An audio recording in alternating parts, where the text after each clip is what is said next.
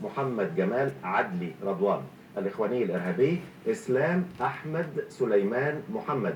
الإخواني الإرهابي أحمد عبد الفتاح أحمد جمعة. الإخواني الإرهابي عبد الرحمن عبد المعطي مصطفى محمد. الإخواني الإرهابي عمر عادل محمد عبد الباقي. الإخواني الإرهابي محمد راضي إسماعيل محمد.